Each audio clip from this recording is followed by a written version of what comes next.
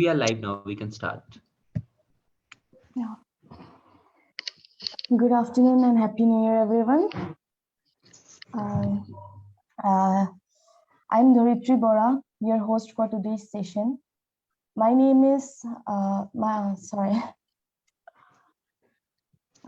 Dharitri Bora, your host for today's session. I'm doing my Master's in Women's Studies from Guwahati University, bringing you all around the educational session with Anna Jury. Before we begin, let me tell you all about Enajuri. Enajuri means the bond of love.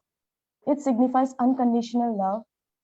Enajuri is an unprofitable organization which was formed in 2018. The founder of Enajuri is Milin Datta.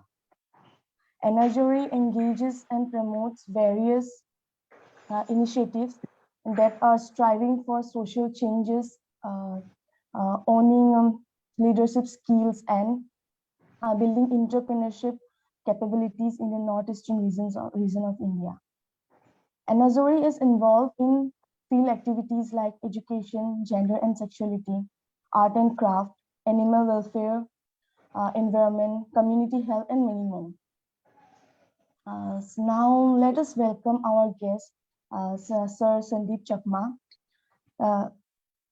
He is the General Secretary of the Ultimate Truth Piercing Mission.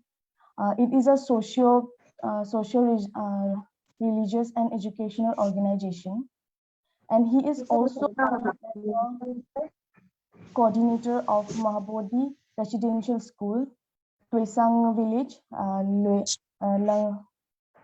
Longley District of Mizoram. Yes, ma'am. Yes, sir, you can proceed.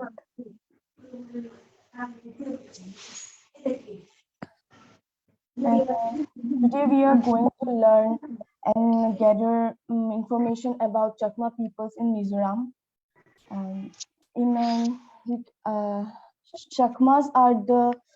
Chakmas are one of the major tribes of Tripura.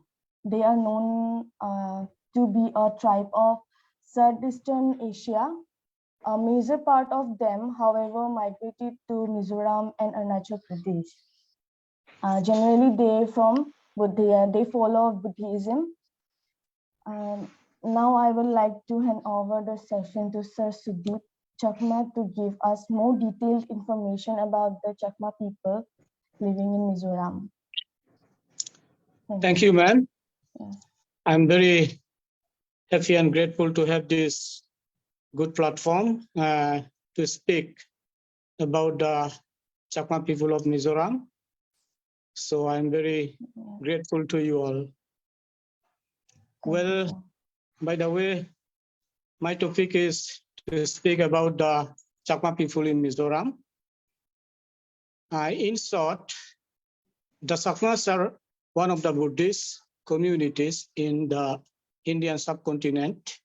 Also, there are Chakmas in 3 states in India, which you told that in Tripura, in Arunachal Pradesh, and in Mizoram.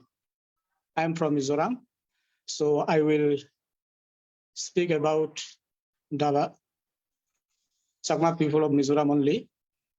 So actually, the Chakmas have their own age, all culture, language, and scripts.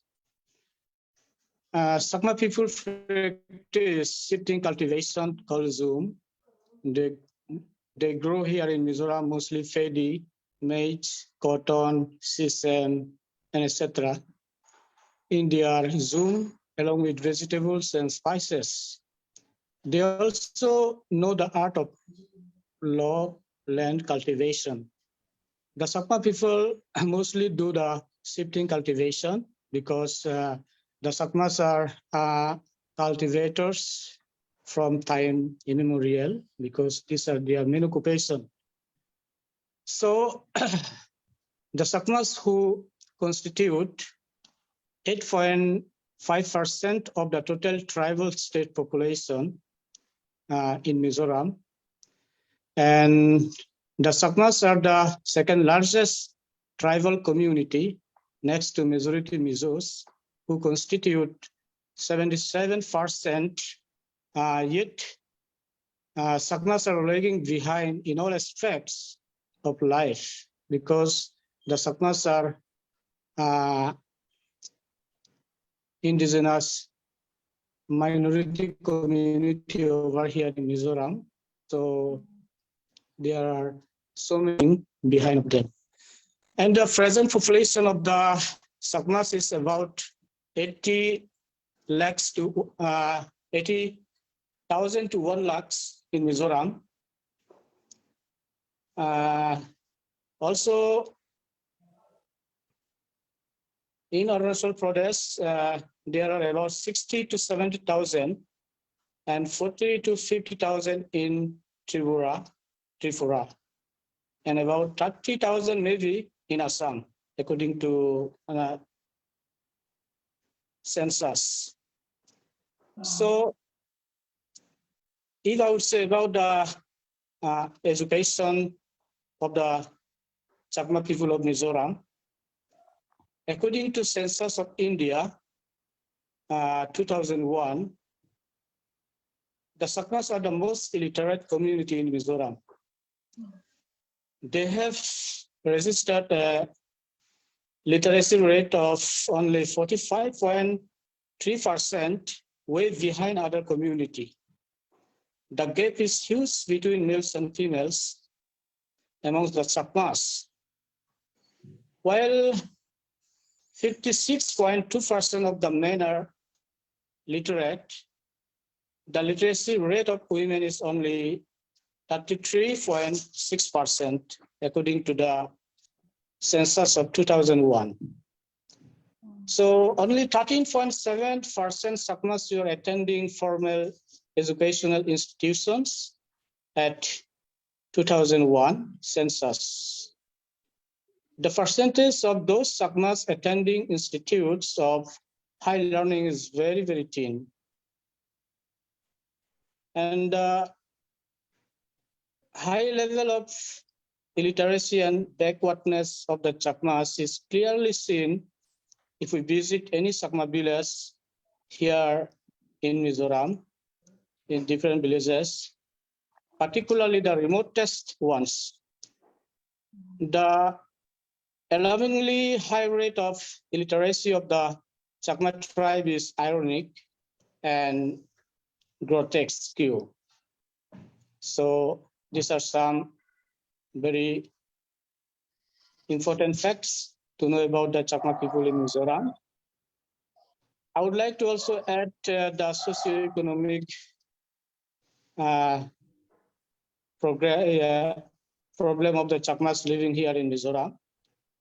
99.2% of the Chakmas live in villages which are remote and disconnected from development programs or schemes of the government. So illiteracy is deeply related to poverty and backwardness, yet the successive governments have miserably failed to take up viable socio-economic programs to uplift the condition of the Chakmas, who are the poorest and the most marginalized section of the society.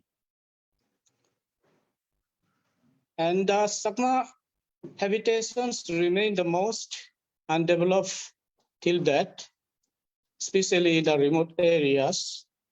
There are no roads, hospitals, electricity, and right now the mobile connectivity is okay. There are almost so many towers have been already installed in many Chakma areas. So the mobile connectivity is now accessible, and it is we can say it is good. And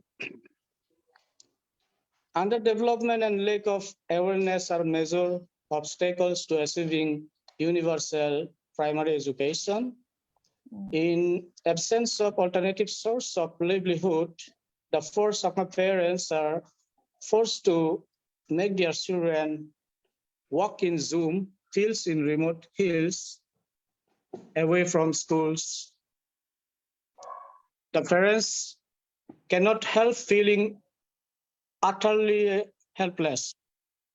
Not that they do not have the zero dreams of having educated progeny like any other parents in the faraway towns. The problem is that there are now so many problems actually, if I would like to add. Certainly, acute poverty and lack of awareness among the Chakmas could be two primary reasons of high level of illiteracy. I think poverty is the main culprit for the Chakmas to get educated. In a situation where it is the question of feeding the mouths in the families, which are usually large, education assumes a secondary importance for most parents.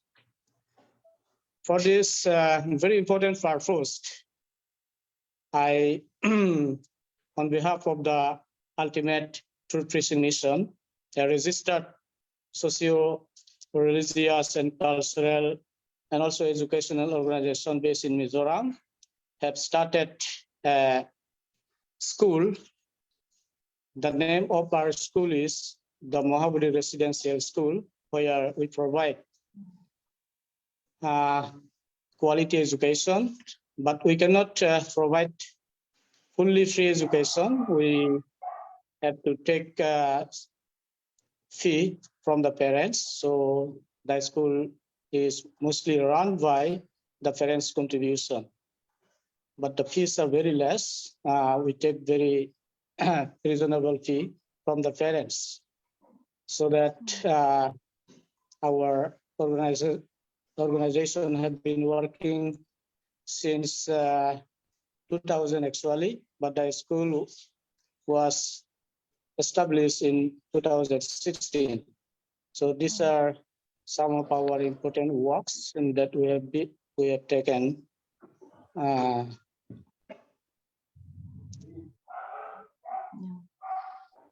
So their peoples, what they do for their earning, for their day-to-day life, mostly what they do for their expenses. Yeah. Their day-to-day earning is Zoom cultivation and growing vegetables, which are seasonal during winter only. So now, during winter, most of the villagers, their main earning is growing the vegetables in the vegetable fields near the rivers. Yes. Yeah. Can you tell us about your point of view regarding the citizenship of Chakma refugees? That they are not accepted here before, after they migrated here from Bangladesh, they got rejected. Many states did not accept them. In Arunachal Pradesh also, they rejected them as their community. So what are your views about that? About the problem of refugee, there is no issue and there is no problem about refugees here in Mizoram, because they are they have no objection about the refugee problem over here in Mizoram. We are living peacefully actually, and we have no any such communal problem. Yeah.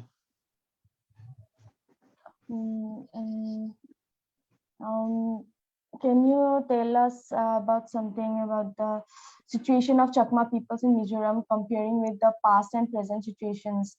Was it improved or in the same condition? or whatever it is. Can Yeah, you yeah, tell yeah. us about this? Yeah. The present condition for the Chakma people of Mizoram are not like before. Before, when I was not born actually, there may be some, there may have some problems long before, but now it is not such problems. So I think it is all okay, if I would say in very short. So now these days now Chakma peoples are only engaged in primary activities, or they are developing and going towards the tertiary and other activities too. Yeah. Working for private offices or doing some jobs and all are engaged in agriculture purposes. Yeah, yeah, yeah. Here in Mizoram, we have a autonomous district council, but we are living out of the district council, yeah, under Lungli district, Mizoram. So in district council, they don't have much issue about employment. They can get a job. Those who are born in, those who are living within district council. But out of the district council, they have some problems about the employment, because job crises are going on since so many years. The Chakmas, they mostly get jobs in school, like primary school, middle school, and high school. I don't see any such Chakma people are working in other departments other than the education department. So only the Chakmas get job mostly in the education department as a teacher. Before, long years back, some Chakma people, of course, got some jobs in other department, but they are now, they have already undergone superannuation under pension. So after that, we are getting very less job in various departments, but still we are we get job in education department in the Chakma villages. So it can be said that it's a problem, it's a huge problem for the employees, to new generation, for the upbringing of the new generation. Yeah, yeah, yeah. Mm-hmm.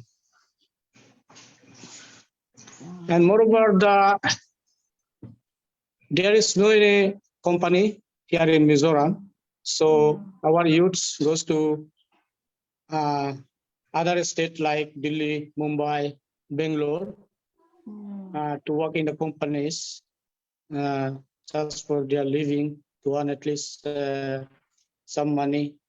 So these are some source of earning for the Chakma people of Mizoram. And those who are living here permanently and working here, their main occupation is doing cultivation and farming in the vegetable field. So all these are main occupation for the Chakmas. And also some businessmen and women also are there. They are earning by doing some small business, like small shops, like opening a small table shop, something like that, in the open space. These are some main source of earning. Over to you. And what are your perceptions, and what would you say about the demanding of Chakma autonomous district? Will that be ever happen, and how it will be recognized of tribes or Chakmaland Union territories? They are demanding for their own union territories. They want to name that as a Chakmaland. What would you say about that? I don't have actually much idea, knowledge about that, about the Union Territory and all. Yes. So I think I even didn't heard about demanding such Union territories from the central government. So I think no one, maybe some political leaders and social workers are working on it, but I'm not involved with all that.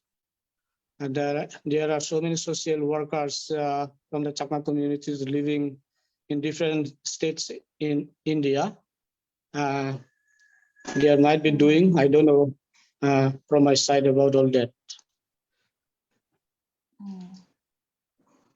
So can I ask you some questions about your organization? Yes, yes, sure. Yes. Uh, So, yes, please, you can say.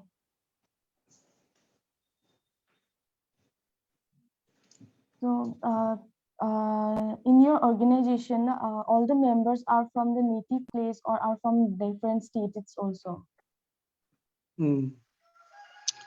We are all from this village, and most of the members are from teachers community and some village elders. So we are a team from this village. Only we established this organization to uplift the Chakma people of Mizoram in different way, like socio-religious, cultural, education, and livelihood development and all. Many years back, we have run a livelihood project under the Ministry of Textiles, but it has been stopped due to financial drawback from the government. So we are not running that program at the moment. We are mainly focusing in the field of education now, because the Chakmas are mostly illiterate, and we thought education is the only way to uplift our community. So that we are mainly working for the education. So what's your next motive, next main thing you are focusing for the Chakma peoples in your area? Yeah, we are. Step for them. Yeah. Next stage, we are seeking for income generation for the people living here from the central government or from any organization. If we get such an opportunity to initiate a program like a project to provide some income source to our people here, they can work and earn.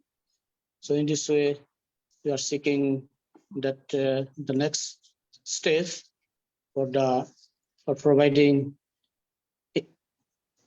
income for our people. And beside this, we are also trying to upgrade our school. Right now, it is from nursery to class 10 only. There is no higher secondary in our village, so that when our students pass out class 10, they get so many problems to continue their education. So if we could have a higher secondary school here in our location, in our areas, and many underprivileged students will get an opportunity to study here by eating their own meal, by not going somewhere, because all the students cannot go outside to continue their education after passing out class 10. So that this is our one of the next step to upgrade the classes. So, have have you applied for the government's help, or do you get funds from them? A bit of help from the government servants. Yeah.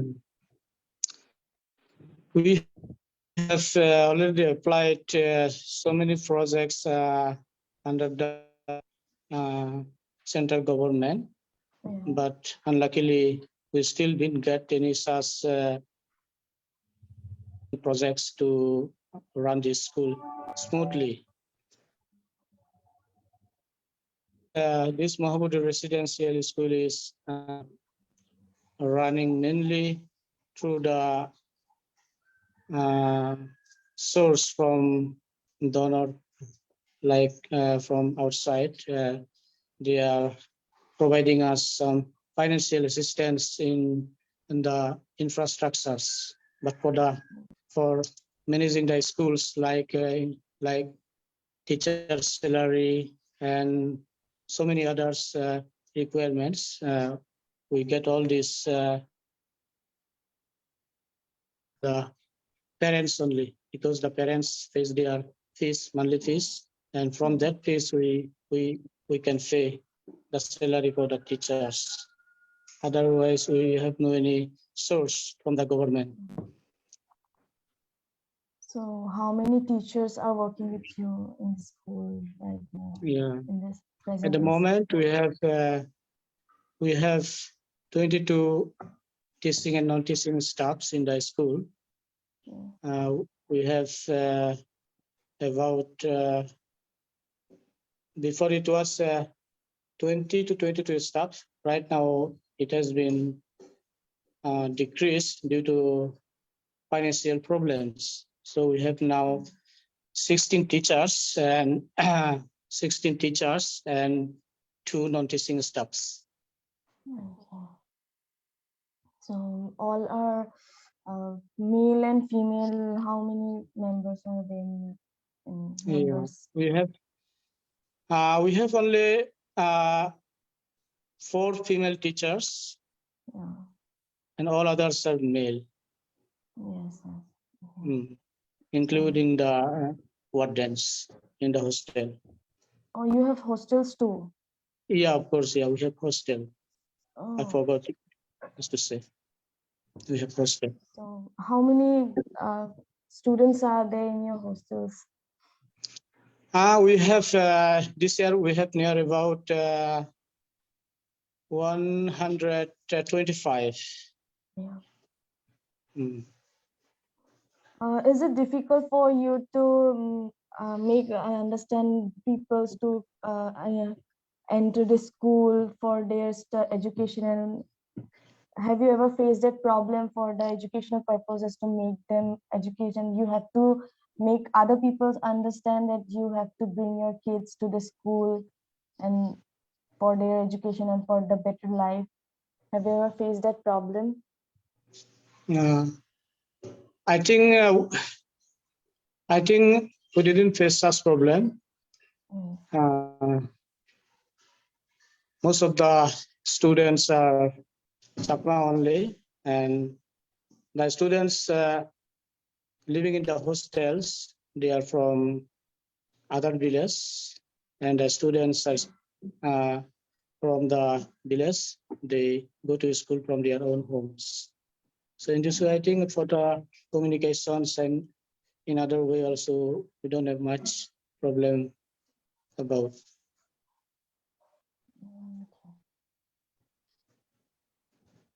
So do you have any other informations to give us from your side? Yeah. From my side, actually we are lack of so many problems, which are like especially for running the school. So to run the school, we required financial support. So to get financial support from the government is not possible because this is this is a like a Buddhist mission school, which I would like to say. So for the mission school, I think there is no any financial support from the government, since this is India is a secular state. So being a secular state, I think there would be no any financial support from the government.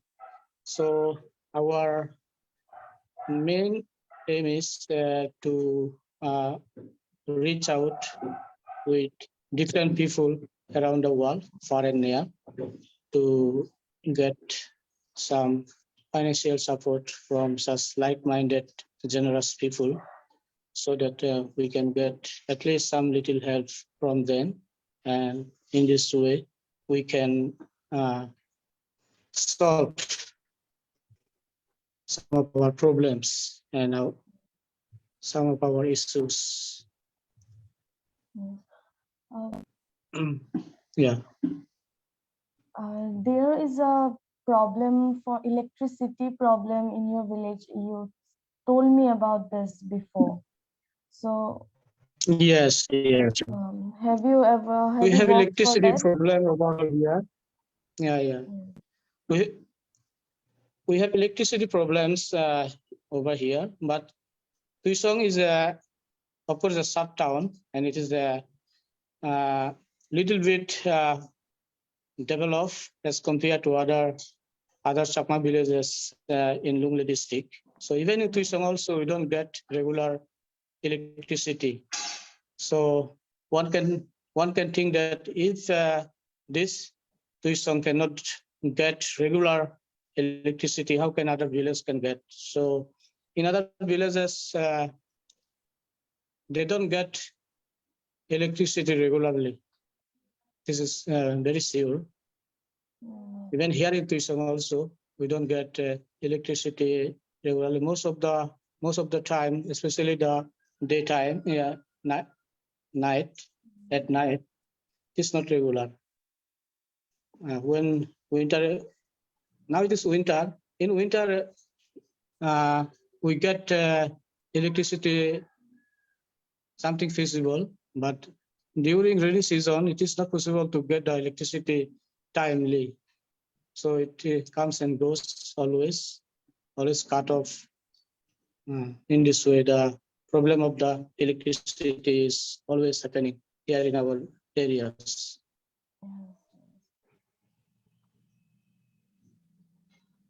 And how many villages does the population of Chakma peoples are more in Mizoram? Or how many districts have the population growth of Chakma peoples? For the population, exactly I cannot say, but I can only say that there are maybe 80,000 to 1 lakh Chakma population all over Mizoram, including the Chakma District Council.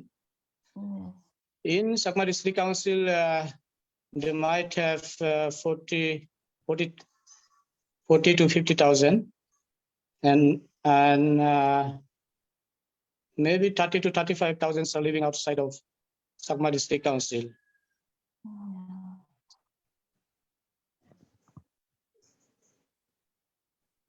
So I guess we are done for these questions. Yeah. So anything you have add to this? I think it's okay. It's okay. So Yeah. Let's end this session then. It was very nice to meet you, sir. Me too. And get to know more many important things and about many things about this Chakma peoples in Mizoram and all over the Northeast India. Okay. It was very nice and honor to meet you, sir. Thank you. Yeah. I'm also thankful to you. Thank you. Sir. Okay. We are looking forward to meet you again in another session. Of course. You're welcome, ma'am. Thank you, sir. Thank you.